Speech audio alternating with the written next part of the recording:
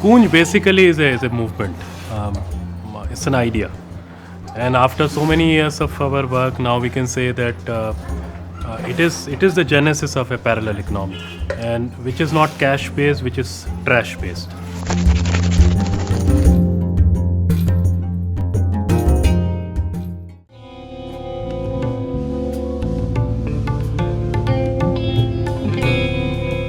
It started, from a small home with no money at all, with no knowledge of the development sector, not even knowing that what is this so-called NGO all about. So I come from a typical Indian middle class, but an honest middle class family. And that's an important word out here, because India has two kind of middle class.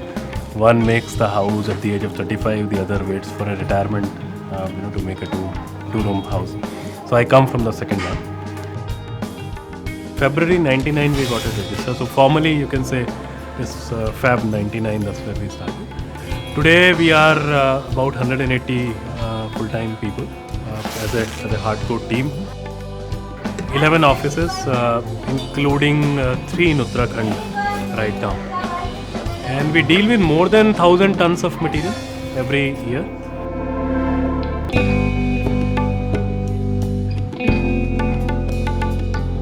We strictly believe that we do not want to grow just as an organization.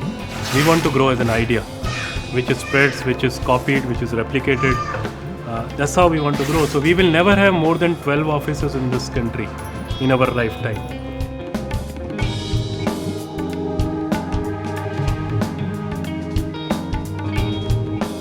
Every single woman across the globe needs a piece of cloth, which is now called a sanitary pad.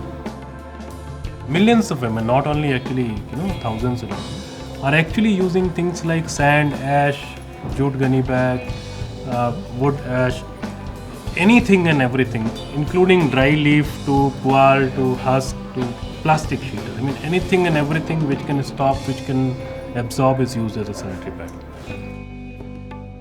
We also need to understand that if you talk about not just a piece of cloth or my pad or this entire issue of menstrual hygiene or the sanitary pad, it is not about just the product need. It's a larger issue of the dignity of the women. It's very easy to call it a women's subject or a women issue, but I always argue on that. I always say that it is not a women issue, it's a human issue. People understand that this is an issue. It cannot remain a non-issue. I mean, when you can distribute condoms free of cost, how come the sanitary pads are not available even at the government public health center, or the primary health center, or anywhere? I think we were the first people to open up the subject to the public, because we didn't want to use this small piece of cloth as a product. In many cases, we give it as a part of cloth for work to the women, where women work and women get a piece of that. Then a lot of places the other organizations are buying from us and then giving it to the people, their own self-help groups and all. This is how we are reaching people with the product. 2007 itself, the World Bank, the Global Development Marketplace Award recognized this concept of my pad, or not just a piece of cloth. If you solve the problem of sanitary pad or so-called this particular hygiene issue, maybe half of the women health related issues will not even come up. Those will be solved at the source.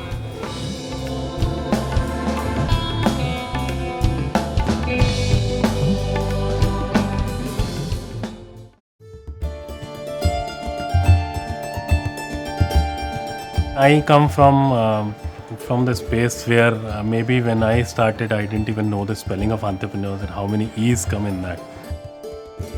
People pay us in a very hardcore currency which is called labor. We pay people in a currency which is called material.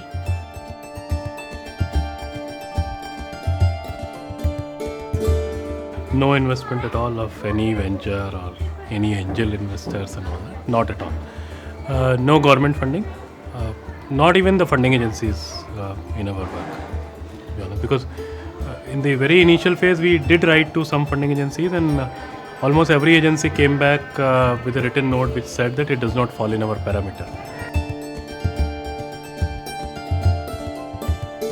This is one organization which does not have a fundraising department or not even a fundraising executive.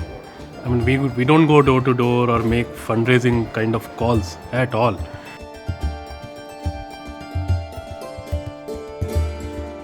Right from say 20 rupees to 2 lakh rupees, that kind of individual money comes to us. And 40 to 50% money is from individuals. Then we do sell our products. There is a lot of sponsorship of our products, whatever we create. Then this MyPad is there. So there are so many things put together. That's how we are able to raise this money. Obviously, we don't spend in infrastructure. We don't buy anything. No furniture at all. Whatever you see is all collected over a period of time. Right from our letterhead to our balance sheet is just printed on one side newspaper, which is collected from people. If we talk about the total revenues, I mean, non-disaster, we need about 3 to 4 crore rupees per annum. And then disaster, it all depends.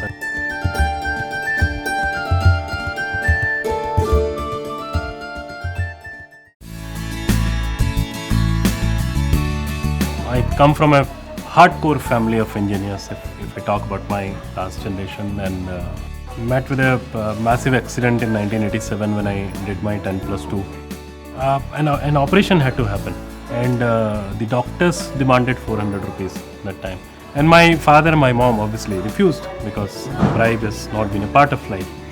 I always tell people that, listen, if my parents would have paid 400 rupees, then I would have been standing on a bribed foot.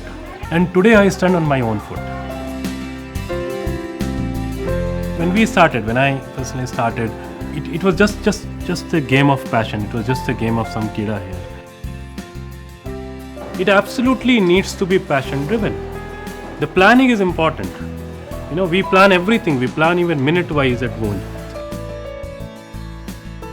I think risk is at every single level, but people always need to understand that whatever you do in your life is ultimately a package deal.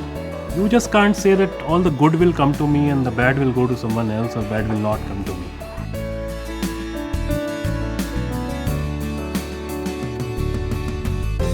Even today, the learned development sector, the so-called funding agencies, do not understand that clothing is a subject. The day it enters in the list of subjects, I think that is going to be the biggest reward for us.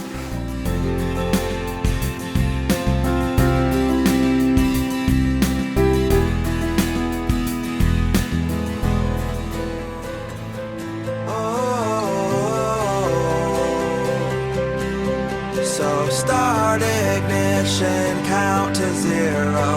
I just wanna be a superhero.